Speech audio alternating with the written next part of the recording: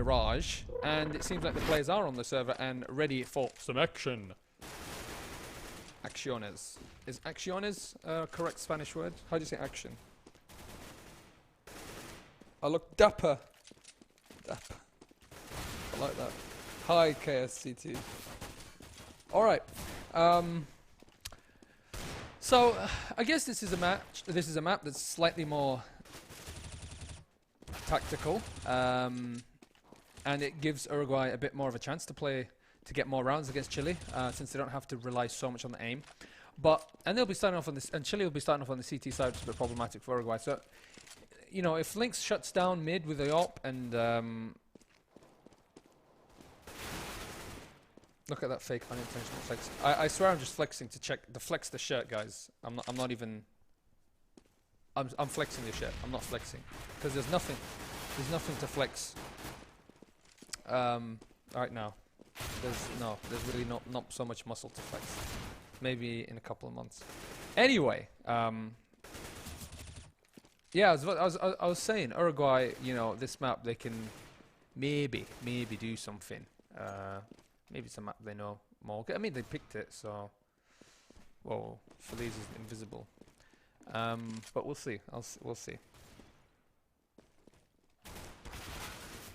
Nothing wrong with Feliz. He's invisible. I hope that doesn't happen during the game. I guess we can start the game like as soon as possible. I've got Snapchat, by the way, guys. If you've got Snapchat, you can add me. What's my Snapchat? Avela1. Yeah, you can add me on Snapchat, Avela1. I've already got quite a few people on Snapchat. It's cool. You can snap me, I can snap you. I'll put a snap of the studio as well after a couple of you guys add me. Right in the chat, Mr. Producer Man, if you can. Avela1 or Avela12, I don't know.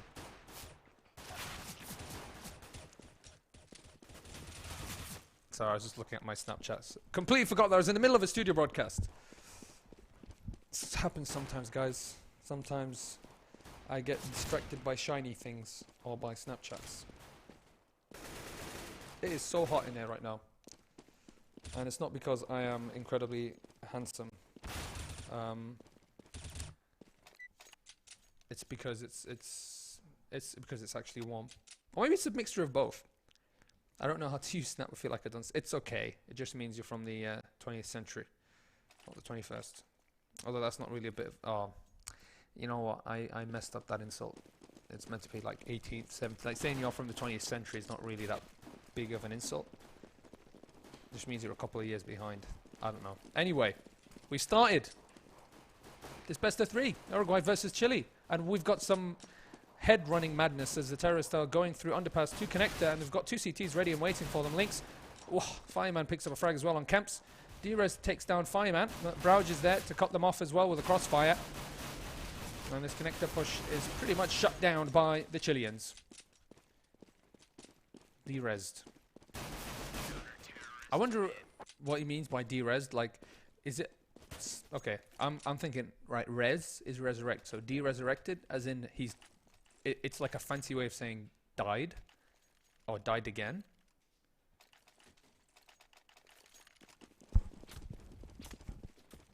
I don't know. I really don't know. I don't know the origin of the vast majority of names in CSGO. It's crazy. Like, this is... Imagine if these were the names that we could... You know when you're born and you can pick a name, like, hey, you know, we're going to let you pick your name. And you, for example, you're a young kid and you're a day old and you can actually speak and think as if you were 20. And you're like, when I grow older... Oh, no, not when I grow older. I want to be called... Koku. I want to be called, if you guys remember that, I want to be called Lynx. I want to be called Fireman. Imagine if these were our real names. Like, hi Kemps. Hi D-Resed. Hello, Lord of the Mountain 255. It'd be funny. Avela wouldn't be a bad name. Like, I would sound like a bit of an idiot, but I wouldn't be so bad. Even though I made up this name when I was like 10. It wouldn't be so bad. It'd be okay, isn't it? It'd be acceptable. Chile with an easy anti-eco there, which we refuse to cast. It's just Uruguay going into a B site and getting completely demolished. And Feliz is like invisible right now, so we're going to have to restart the GoTV soon. So we'll switch on to pregame after the end of this round and fix it. But Uruguay, since they didn't get the bomb plant, are going to eco again and then false buy on the fourth round. Not false buy, full buy on the fourth round. Oof, that was a tongue twister. But you know, it's really interesting. Oh, Kemps, he had his night vision goggles on, or his thermal goggles, because he was able to see him. The thing is, right, you know, Uruguay are so...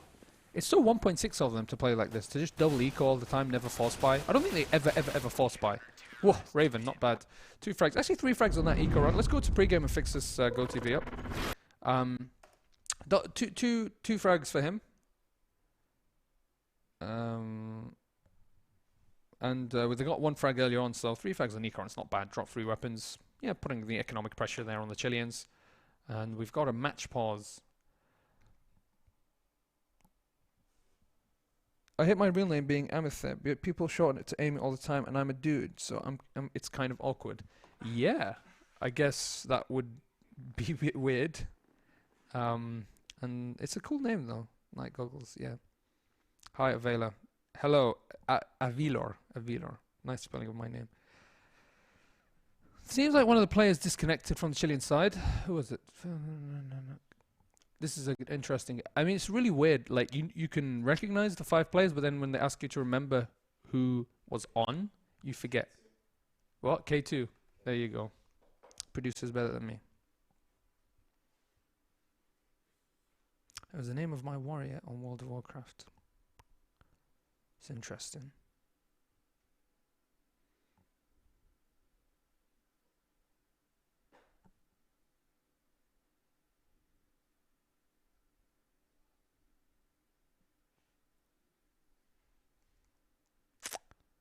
I'm just going to check something really quickly, guys. Let me see.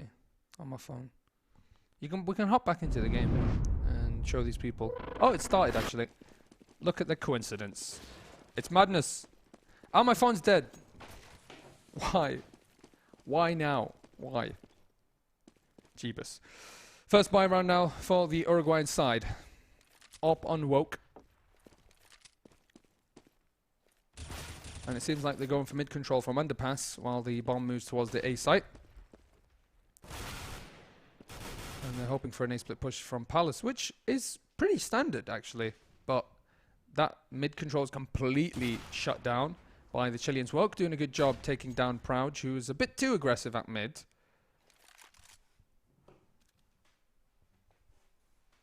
And now, it's a 4-on-4. Woke searching for the other frag, but Lynx is going to be slightly faster than him. It's only a couple of milliseconds, but it's enough.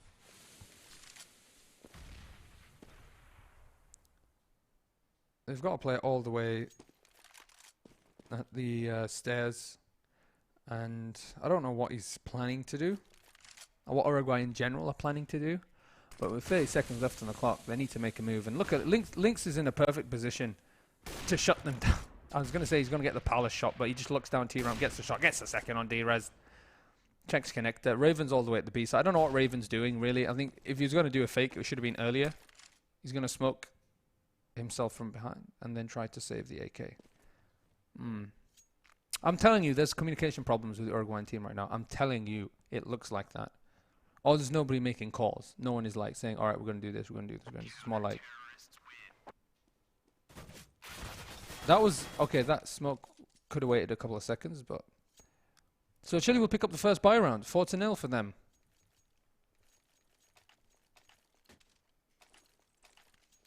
By the way, how's the audio balance, guys? Is it like... Is the game fine? Does this game sound fine with the mic sound? Because we had a bit of a problem with the mic yesterday, which I didn't know of until after the stream. We didn't know of, actually, and no one at the studio knew of it. So do tell us.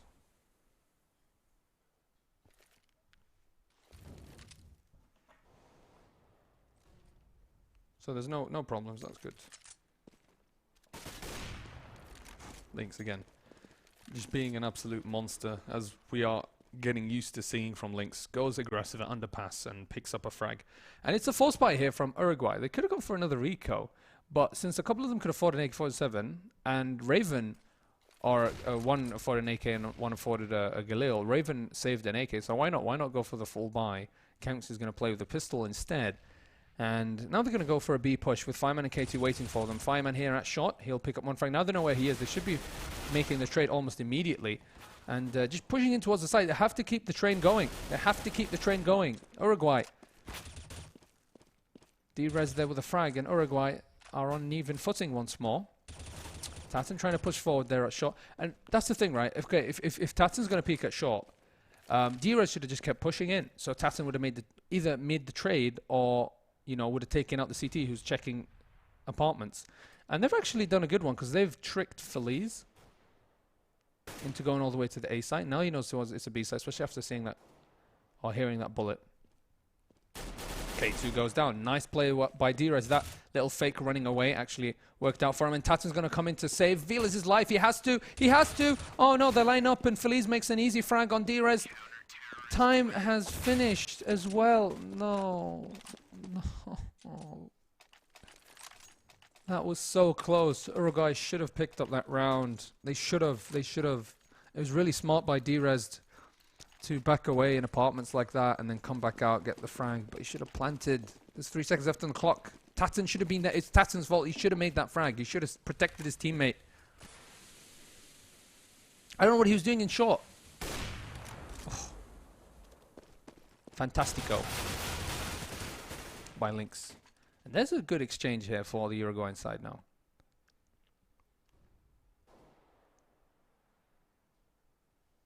And the trade always favors the terrorists. And it makes the CTs a bit more spread out when trying to protect the sites. And these sites are designed for like, what, 2 or 3 people to protect them, not just one. So it gives the terrorists an easier job.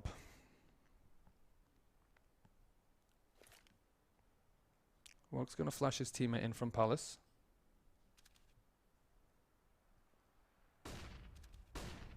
Nobody's there though.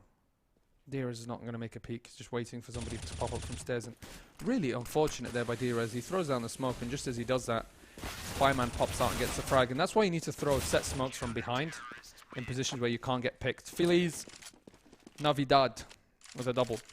6-0. Chile very, very comfortably ahead. Absolutely dominating their opponents on almost every single level. And Uruguay are on an eco once more.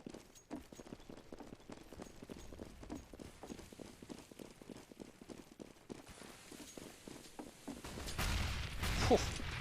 What an aid. Oh, it's a mortar attack. And Uruguay actually killing themselves.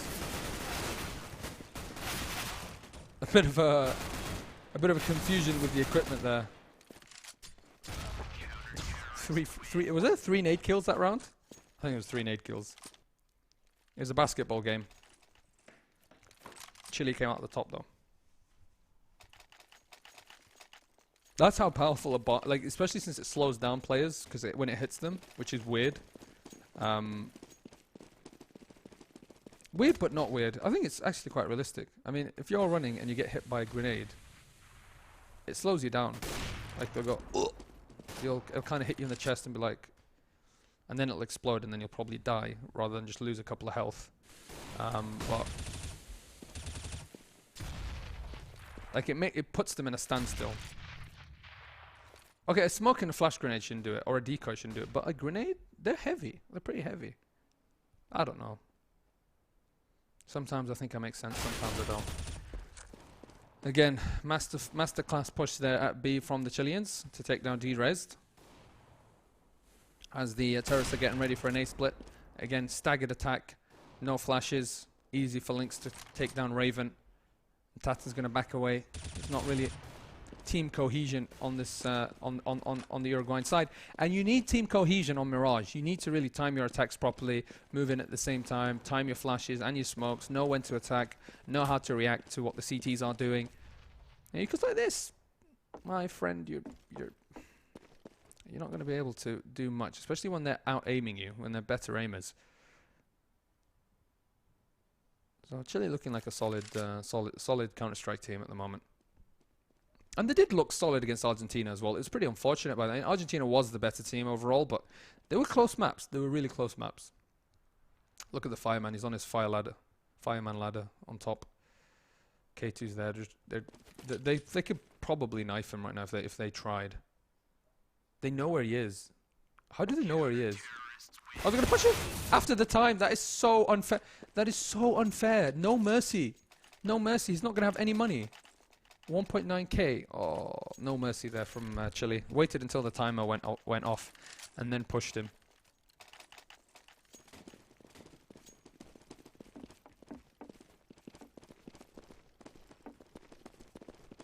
He was so oblivious to what was happening there.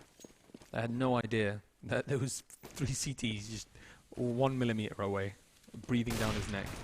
Things drops down. This time he doesn't actually land his shot, and ooh, he gets punished for it. Uruguay will pick themselves a free up, and they're going to make the trade. This is good play here. They need to keep making the trades. Brouge gets the frag, but there's no trade in return that time round. Unlucky. Brouge with a double kill. At least takes down D-Res. It was a good idea pushing underpass like that. They dropped Lynx, and then they dropped Fireman. Made the trade. Could have picked up another weapon. And now Raven is in a 1v2. They'll be pushed by Feliz. 9-0. Very dominating performance here by Chile. Uruguay not even given a chance at the moment here. All right, let's have a little bit of a competition. Let's see who's gonna guess what score it's gonna end. I think it will be something like 16-3 or 4. You guys tell me what you think. I'm not discounting Uruguay, but it just feels like that right now. That Molotov. They're like, oh, not going there. Not a good idea. Nothing to do here. And then whoosh, they're all out of there. But they get a frag on Brouge, trying to be aggressive at underpass. And I think Chile at the moment just frag hunting.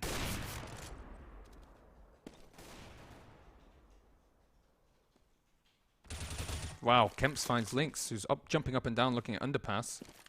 K2 knows that there's a terrorist there. He actually gets taken down by D-Res with a Tech 9. You know what? The Tech 9 is really, really good when you jump down from apartments like that. You know, with that movement, it keeps pretty high level of accuracy.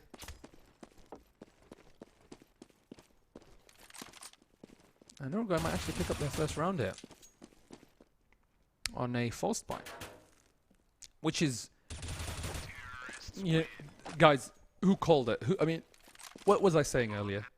Uruguay, do forced buys. Buy the Tech 9, buy the armor. You're going to win rounds. It's going to work. It's going to work. Trust me. This is how CSGO is being played now by all the top teams. And it's like they heard me. Obviously, they didn't. And even if they heard me, they're not going to be like, you know what? Avila said, buy Tech 9s. Let's do it. Actually, they would be like that. It'd be more in a Spanish accent. Like, I'm not going to make... I can't do a Spanish accent, but... You know, you guys can imagine. Most of you probably have a Spanish accent, so you can kind of just speak and then imagine it in your own voice. But no, it's probably them like deciding to go for a force buy and it actually working out for them.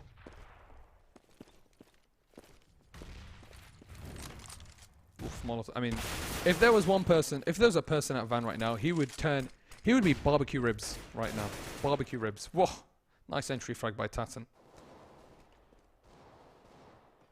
Yo, you never know. Uruguay could actually pick up the next 6 rounds and make it 9-5, and then we've got a game on our hands. 9-6, sorry. Wow, that push by Lynx. No respect. Very, very important frag by Woke. 40 seconds left on the clock. 2v2. They're going to try and go for an A split. K2's pushing in from short. He'll cut off Woke from pushing in through connector. And at the same time, we've got Lynx defending the site. So it's really 2 1v1s, and they both have to be won by Uruguay. Woke finds K2. And the great nade from Kems. He wins his 1v1. He's going to get the bomb planted. And now it's K2 in a 1v2. What's Woke doing? Woke needs to help his teammate. He needs to peek from connector. Okay, he's coming. Finally coming in from connector. K2. Throws a nice flash. Actually, completely flashed Kemps. Kemps going to pop up. Oh, he doesn't see him. Looks for the wrong moment. Sprays him down. There's Woke. Oh my god, they're not killing him. Kill K2. Kill him. You must kill. Oh god, I was just thinking it would be just like the worst thing if he got a 1 dig there and won the round. Uruguay save it after giving me a bit of a heart attack and make it 9-2. So good job by Uruguay to secure that round. And no, they've actually forced Chile onto an eco. So it's good times. It's good times to be on the Uruguayan team.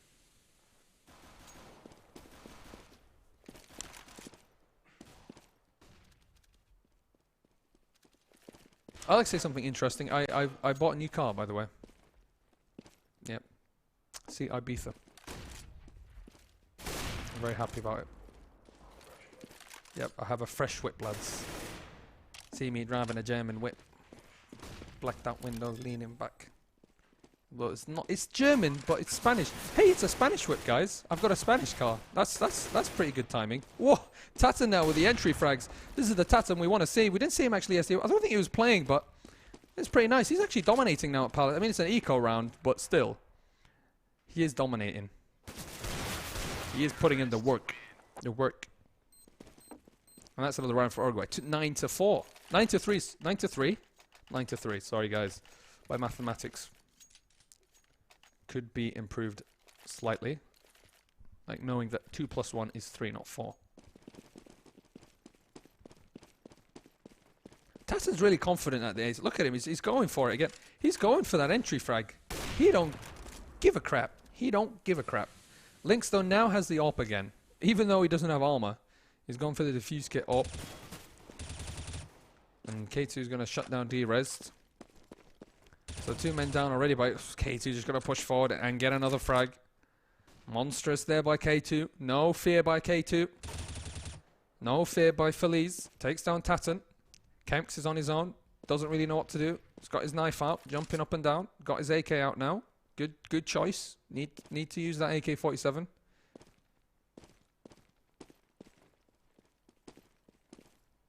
He's got the bomb. He's moving towards the A site. It's defended by 4 CTs right now. Feliz is going to find him, and they're going to get that round. So, no 6 rounds for Uruguay. Look at the money, actually. Let's see. Yeah, Uruguay can go for another buy. They can definitely do it easily.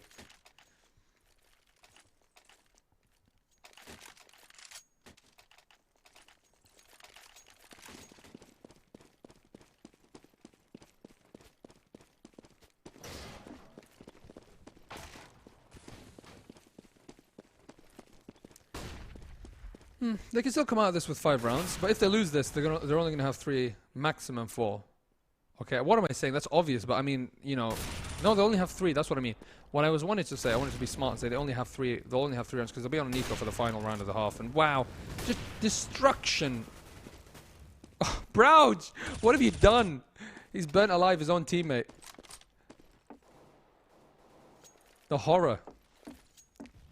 I hope he is scarred by the dying screams of Lynx. The burning screams. 11-3 now. Chile in the final round. Far ahead, and it's a similar score to what we saw in Dust 2. So I think it ended 11-4 in Dust 2 for the first half. And they don't really have much of a buy here, the Uruguayans. They've got Tech 9s again. You can try and put in the work with the Tech 9s. But I don't think so.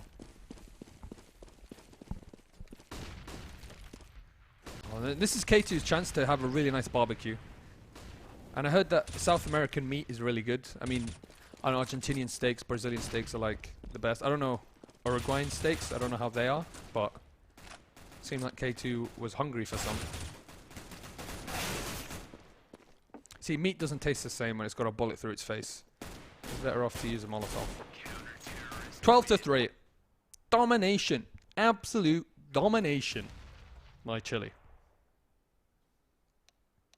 12-3. I mean, what else can you say? What else is there to say right now? Uruguay have a long trip ahead of them if they want to come back into this. Whoops, the photo was just a bit weird there. Best of 3. Argentina versus Ecuador at 1:30. Don't miss that. That's definitely going to be an interesting game. For sure. It's for the final group. So, just to give you guys context on what's happening at the moment, we are watching the final game of Group C, Chile versus Uruguay. Basically, then we're going to start with the final group of all the teams that have been. Oh, let's call it. What shall we call the final group? Like the final group, the second group stage. I don't know. But basically, all the winners of each group stage are going to go and play in that group. So we've got Ecuador, Argentina, and Brazil, and the first match will be Ecuador versus Argentina. Now, Argentina-Brazil is going to be a game to watch. That I'm sure of. Very, very sure of. But Ecuador also played a really, really good first group. The first group, whoa, is that TeamSpeak? The first group was, I think TeamSpeak's is on. If you want to turn it off, Mr. Producer. User left your channel. But the first group was really. Why have we not disabled those sounds, man? Damn, production value. The thing is, what was I going to say? The thing is, Ecuador played really, really well, and it was a really close group. Actually, even Venezuela was good, and Peru. So all three teams were really good on that level. But I don't know if they're going to be on the level of Argentina and Brazil. It'll be interesting to see. That's something that's the most. Two really important storylines. Will Argentina be better than Brazil? Will Ecuador be on the level of Argentina and Brazil? These are two questions that we'd love to know the answer of. So don't miss any of these matches that are coming up today and tomorrow for the South American qualifiers. You definitely do not want to do that. So Chile right now, very comfortable against Uruguay. 14-3, they're 2 rounds away, and Uruguay will finally be able to go for a... Oh, they went for a full buy, and now they're on an eco, sorry. Miscounted the rounds. But this should be a round win for Chile, and I mean Uruguay should be going for a false buy right now, which is what they'll do. For Woke and Raven not buying armor for some reason, but Uruguay had they tried the best. Hopefully they'll come out of this tournament. They'll think about their play. They would have learnt a lot of stuff, and hopefully with more practice and more dedication, they'll come out of this better and stronger. And hopefully next World Championships they'll do a better job in the South American qualifiers. We'll wait and see. So it was nice. It was nice. It was nice to see them. It's really nice to see so many South American teams play. That's the thing that I find the most enjoyable is we have 9 teams from Latin America playing. That's awesome. That's really awesome, guys. I mean, a really, really big thank you to everyone who has registered and who has played in this tournament, from professional players, managers, coaches, everything. Big thank you to you guys. And I want to say a big thank you to everyone in the World Championships for actually taking part in this tournament and making it what it is. And it's really not just about CS and about getting, watching CS and seeing CS, but it's also about bringing countries together, bringing us as viewers together, bringing us closer to as a global community. That's the whole point of these World Cups and World Tournaments. So I think everyone deserves a round of applause who are actually taking part in this tournament, because it's much more than just playing CS and winning prize money. It really is a global movement, and it's really globalizing, Counter-Strike Global Offensive and making it a world sport and a world competition. So yeah, it's really nice to see Uruguay. We really hope to see them again next year, and to all the teams, we hope to see them again next year. But it seems like Chile was just a bit too much of a match. Same with Argentina. Maybe if Uruguay had been in another group, they would have had a better chance. But with how it is right now, Chile and Argentina were just a bit too much of a match. And Argentina picked up the 6